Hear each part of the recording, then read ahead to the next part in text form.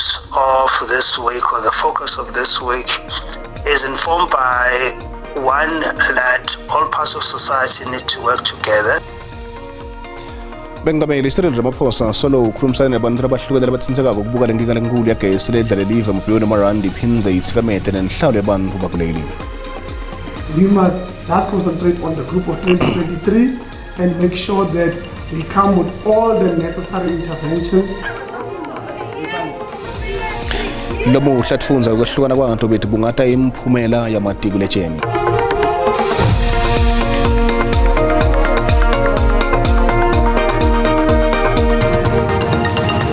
Baba kuhle kuhlangana nizabeni teswati la kwe-ABC la ukuthi thithiya kasibukele thamba embili lomuhla. I-SABC News iyokwethulela i-channel entsha yendaba zamalimi wesintu ngo-2023. African News Channel ka-DTT itakuheshela mahungu hi ririmi ra wena. Ngakho-ke zithole ngesiZulu, ngesixhosa, limi la Setswana, Afrikaans, Xitsonga, kaSepedi, kaSesotho, ngaTshivenda, ngesiswati ngesindebele. Lelafana ka-SABC rishimaka mutingathi uyitela ukwadisela maphungo kalwambo lwa damuni. amahora angama-24 nsuku zonke. Khumbula futhi ngolimi lwakho.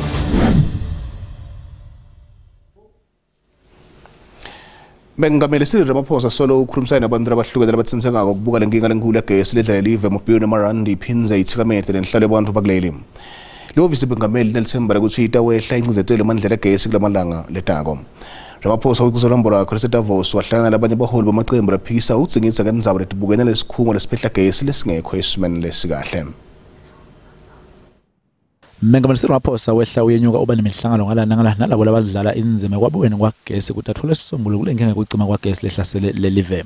Ucala waba nemihlangano yabaholi betinhlangano tepolitiki likomiti libukete amandla kule live iboard ye-e-Gwalagwaleni wahlangana betemabhizinisi netenkholo tinhlangano temphakathi tisebeni kanye netinhlaka tinzatfu tahulumende. The purpose of this week, or the focus of this week, is informed by one, that all parts of society need to work together if we are to overcome the electricity crisis.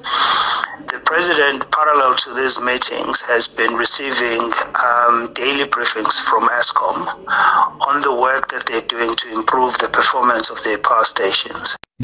Mandla Dave Long uthi leti nguletinye tetingcaki letihlukumeta i-e-Gwalagwaleni. They've got the biggest chance of turning their equipment around so that the 85 or the 90% becomes 90% or 95%. That would solve most of the load shedding, but it's going the other way. Bete politiki bathi mengameli tindvuna takhe letibukete emandla abesule tikhundleni tabo bangasebenzisi lesimo njengendlela ukuthi butsela emaphuzu kude politiki. Akulokunye tinhlangano letahlukahlukene tihlela kumisa i-e-Gwalagwaleni enkantolo ngalokucinywa kwagesi. Lomuhla Tifundza ukwehlukana kwabantu bethu bungata imiphumela yamatikuletjeni kulandzela Udvumele litiko lemfundvo lesisekelo injimotsekha imemetele imiphumela yamatikuletjeni yavelo yonke itolo. Bukalise ukuthi inyende letifundza likhombe kwenta ngcono unyaka kulesigaba sekugcina sesikolo emabangeni laphakeme. Litiko letemfundvo eMpumalanga Kapa letsembise kusita tikolo letingakenti kahle kumatikuletjeni wa 2022 na lokulandzela kutsi sinye setikola kulesifundza singakhiciti ngisho namunye umfundzi lophumelele. Lesifundza sitfole amaphesenti lang 77.3 kutibalo tavelonke tetifundza. We work more hours starting from the very first day of reopening of schools. We treat all the subjects equally, home language, Xhosa, English and content subjects. Sifundza senyakatfo Kapa sona sithi imiphumela yamatikuletjeni ikhombisa ukuthi sisebente kahle. Sitfole amaphesenti lang 74.2. Umphathiswa wetemfundvo Zolile Monakali uthi bahlose kuba ingcenye yetifundza tekucala letindzatfu eveni. We must just concentrate on the group of 2023 and make sure that we come with all the necessary interventions despite the tight budgets, despite the shortage of resources. We are confident that we are going to do better. Kusenjalo inzathele Tindzaba te-SABC Motsibi Monare ngikhulume nemphathiso wetemfundvo eMpumalanga nemfundzi lophumelele ngemalengiso kulesifundza. Siqhamuka Bulandi enyuvesi yakulesifundazwe sempumalanga lapho kumemetelwa khona imiphumela kamatikuletjeni lomnyaka wa 2022 ehlangothini lamlanga na MEC noma umphathisi walelitiko letemfundo nempumalanga umnumzane Bonakele Majuba. Umnumzane Bonakele Majuba kafishane nje ukusichazela nelitiko letemfundo ingabe lemiphumela iyanelisa the way iphumela ngakhona ngoba siyathi vele ukuthi benitimisele ukuthi nithole ngale komashumi la siphohlongo. Okusinelisako ukuthi at least sikhonile ukuthi si-improve nga more than 3%. Lokho kusijabulisa kakhulu because ama-conditions bekanzima kakhulu, bekune load shedding, kuney'nkolo zethu ezinye uthola ukuthi ziyalimala ngendaba yama-storms, nokuthi labantwana ba experience i-COVID-19 ngenkathi ezindlule, esingakusho ukuthi lokho kusijabulisa kakhulu. Sizosebenza kanzima ukuthi sikhona ukuthi sithole itarget yethu ka more than 80%. Bathobile Nkambule kafishane ngasitshela ukuthi wena ngitipitaba lokusebenzisile kwadise ukuthi ekugcineni uthola imiphumela lejabulisako lethokothisa lokufaka ikhathi nebadali bakho.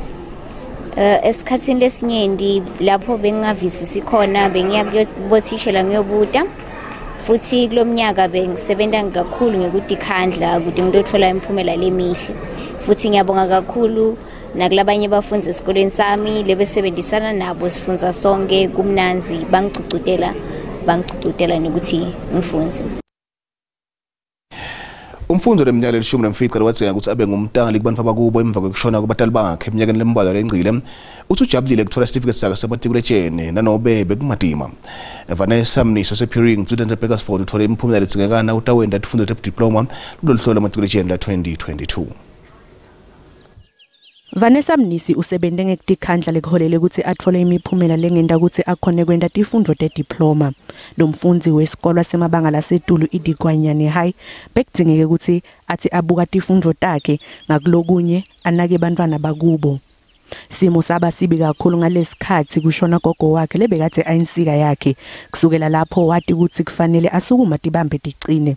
Nanobe bekade abuke ukuthi athole imiphumela yebachelor mnisi uthi wenetisekile ngale miphumela yediploma. Uthi usebente ngekudikhandla nanobe bekungumnyaka lobe matima kuye ikakhulu ngigulelwa ngogogo wakhe. Mnisi uthi ufuna kwenda tifundvo tebuhlengikati lokungumsebenzi lathi ulubito kuye. Uthi angawukhona lo msebenzi njengoba akhona kunakekela gogo wakhe ngalesikhathi agula. Lizinga lekuphasa eDigwanyane High libe ngu56% lekukhombise kwehla kakhulu nacathaniswa na 2021 njengoba khona yathola 68%. Sibukile mbukele ukuthi isikole sakini sente njani umatikuletjeni walenyaka uphendvule kanjena. Ubantwana basebentile netikolo tethu sisebenze kahle kakhulu nangabuka la eMpumalanga sisenkomazi thina embuzini. Tikolo tethu samora mashele iphumela 60 something percent, so imbudula yaphumana 80 something percent. No, well done guys. Ngisanda ukubongela isikole sana ngakithi ekuthiwa yisisusa isikole esinenkomokazi embumbulo. Abafundi bakhona baphase bonke futhi baphase kahle. Sakanti isikole sangakithi eJoliveti Impunga High School siphase kahle kakhulu ngoba bathole u87%. Siyayiqhenya kakhulu ngabo. Angiqale nje ukuhalalisela abafundi baseNtabane High School abekade benze grade 12 ngonyaka odlule abathole 96.5% okuyimphumela emihle kakhulu. Mina sangakithi izikole nje lapha endaweni yaseshoko zenza kahle kakhulu okuyisiphoso high school kanye neKing's High School abafundi bakhona abasebenzile ukuthi nje ngibashayele ihlombe.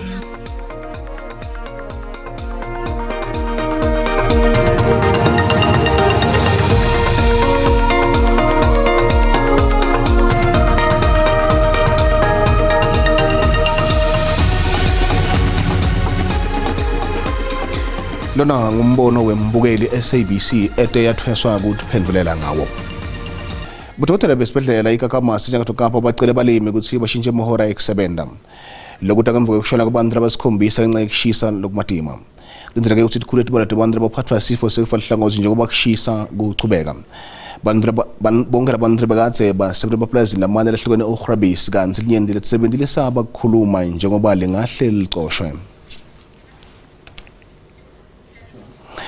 Umndeni wasibonelo ntshangase bekade alikhasele ANC lwadutshulwa emkhondo evikele liphela ushaqekile futhi Udvumele kulandzela kukhululwa kwemtsotsa lebeke umsolwa wesithathu lelicala lekubulala. Amaphoyisa aseMpumalanga aphoqele ukuthi amkhiphe lo msolwa eminyaka leka-40 ngemva kokuthi luphiko lekushisa kuleli live lwale kumshushisa luthi kude ubufakazi lobanele. Injangase labanye ababili badutshulwa babulawa emkhondo ngalesihlanu lowencile. Sekusungula ithimba letawulisana nekubulawa kwabosopolitiki. Emaphoyisa acelwe ukuthi alethe ubufakazi lobugcilile enkantolo ngaphambi kokuthi litekwe leli cala. Imindeni yalabo labashonile ishaqeke kakhulu futhi seyisabela impilo tayo. Ngiyabona njengamanje njoba lo muntu bekangenile angeniswe ile cala elikanje so uphumile futhi manje thina njengoba siwumndeni akusiphathe kahle lokho sizizwa futhi singaphephile. Singumndeni esishaqe kakhulu ukwazi ukuthi umsolwa oyi-1 usudedeliwe akusiphathe kahle singumndeni bese nokujabula ukuthi amaphoyisa akwazile ukuthi aphenye kuze kube lana. Imindeni icela emaphoyisa ukuthi aphenyisise futhi aqinisekise ukuthi labo lababulele tihlobo tabo bayatijezela tono tabo. Kanzi amaphoyisa amile kulelithi lo mnisi unesandla ekufeni kwaleli khansela le-ANC nalabanye lababili. We had to release the third suspect because yes, the docket was not enrolled. But at the same time, that doesn't mean that we are going to stop our investigation. We continue with our investigation. Ntshangase nasizwe mbingo batawufihlwa emkhondo ngemgcibelo bese sandile khumalo utawufihlele Eswatini. Kuthula Tindzaba sikhuluma nomthetho wepolitiki njengala wathi ibheke imigomezelo suka eNyuvesi yaseNelson Mandela eMpumalanga Kapa. Sivusele mgomtholo sikwambenza sesiswathi la kwe-SABC na ku-DTT. Asibingelele mfowethu sibingelele kozakweni bese sibingelele nabalaleli. Dlakadla kesipholisaba lesisuka kulo kukhululwa umsolwa wesithathu ecele kubulawa kwekhansela le-ANC emkhondo sibonele ntshangase ngekushoda kwebufakazi kushone lokungemsebenzi amaphoyisa nebetemthetho. No, i-justice system yethu mfethu inazo iy'nkinga and lezi nkinga ziveli ngendlela efanayo. Kuba khona igameko lapho khona uthola ukuthi amaphoyisa ngesikhathi eqoqa ubufakazi kube khona ubudedengu noma kube khona ukungenza izinto ngendlela. Ukuthi uma ngabe lelo daba selibekwa phambi kwejaji ijaji libone ukuthi no kukhona ongahambanga kahle alikwazi ukuthi limshushise lo muntu lo noma i-NPA ayikwazi ukumshushisa lo muntu ngoba ubufakazi abenele. Bese kuba khona ke futhi ezinye igameko lapho uthola khona ukuthi amaphoyisa awenzile umsebenzi wawo kodwa ukuthi uma ngabe udaba selifike enkantolo ngezizathu ezithile uthola ukuthi abashushisi namajaji banombono owehlukile. Kwesinye isikhathi kuba ukuthi indlela abahumushe ngayo umthetho kwesinye isikhathi kuba ukuthi kwawona amajaji awekho umsulwa nakuba umthetho osisekelo usho ukuthi amajaji kufanele azimele kodwa kuba neyiwombe lapho uthola khona ukuthi indlela abasingethe ngamacala athile khona ukwenzelela ukhombisa usekhona ungenela kwezombusazwe. So ngasho ukuthi iziningi izathu ezibangela ukuthi abasolwa bagcine sebededele. Ingabe umthetho wakuleli uyasebenzela nesiva kanalabo ekuthola ukuthi abahambisani nembuso ngaleso sikhathi? Umthetho mfowethu ngokwamaphepha nangokomthetho sisekelo uhamba kahle kakhulu. Kodwa ke ngendlela okwenzeka ngayo into ehluke kakhulu leyo ngoba uma wena nami sifike senze icala elithile noma sibe ngabasolo ecaleni elithile kuzothi uma sekufikwa phambi kwemantshi noma phambi kwejaji uthola ukuthi sinezigwebo ezingafani kube senze icala elifanayo ngendlela efanayo. Lokho ke kusho ukuthi ngaphambi kokuthi umuntu atholakale necala noma akhishwe kuye kubhekwe ukuthi ungubani. Okuyinto ongafanele ngabe yenzeka ngoba ngokomthetho amajaji fanele asebenzise ubufakazi phambi kwawo bese thatha isinqumo ngendlela efanele nangendlela afunde ngayo umthetho. Kodwa ngendlela okwenzeka ngakhona abantu abaningi bagcina bengasenalo ithemba ukuthi i-justice system yethu ingakwazi ukuthi izivikele ngendlela efanayo noma yenzelwe abathile abanye bavele baphume noma khona ngempela ubufakazi obuphatheka ukuthi khona izinto abazenzile ezingahambisani nomthetho. Ingabe inganani inzima ledlala ngepolitiki ekutekweni kwamacala lenzela kwalelo kwamengamela phambili ukuthi ashushise lo khona mengameli nyalo amshusele ngasese? Ipolitiki yohlala ingenelela mfowethu ngoba asike siqale nje ngokuthi amajaji uqobo lwawo ngisho nabameli bangabantu uma sivumelana kulelo phuzulelo sovuma ukuthi nawo banawo amaphutha khona amaphutha enzekayo bese bakhona amaphutha enziwa ngamabomu ngoba mhlawumbe abanye befunjathisiwe noma mhlawumbe ngoba abanye besatshisiwe. so zombili lezi izathu bezenza ukuthi uma ngabe sekuqulwa icala lingabhekwa ngobunjalo balo kodwa kubhekwe lezi izinto ezisemaceleni ukuthi uma ngihlushisa usibanibani yini ezongihambela kahle noma yini engeze ukungihambela kahle lokho begcina sekudala inkinga ngoba kwenza ukuthi amajaji agcine engasakwazi ukwenza umsebenzi ngendlela elindelekile bese abantu bagcine sebephelelwa ithemba ekutheni bangakwazi ukuthi bayithembe inkantolo noma bawathemba amajaji ukuthi azokwazi ukubavikela ngendlela efanayo ngaleko kwenzeleka. Sibonga kakhulu udlakadla isikhathi sakho. Asibonga mfowethu, sibonga kwezakweni bese sibonga nakwalaleli. Lokho engijikalati bheki imngomezulu losuka eUniversity Nelson Mandela eMpumalanga Kapa. Lobathenthweni waseKenya rela kudinga unto ngakusemandleni kusungula isikhwama sitsekutshala imali tokuqinisekisa ukuthi livekati Africa lithuthukisa takhiwo ncandi talo. Udinga usingasetshenziswa emandla ukuthi busa impesheni kanye netikhwama temishwalense kusungula lesikhwama. Khona kakhulu ngisolakala wemkhicito temandla kulelivekati njengendlela licindzetela intuthuko kulelivekati lase-Africa.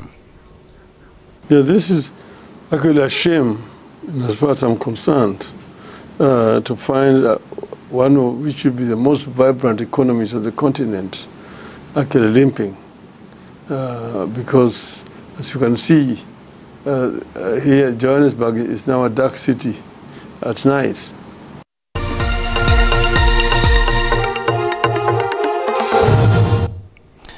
Etibakethe rand liqinile liqathaniswa netimali itakulamanye amave.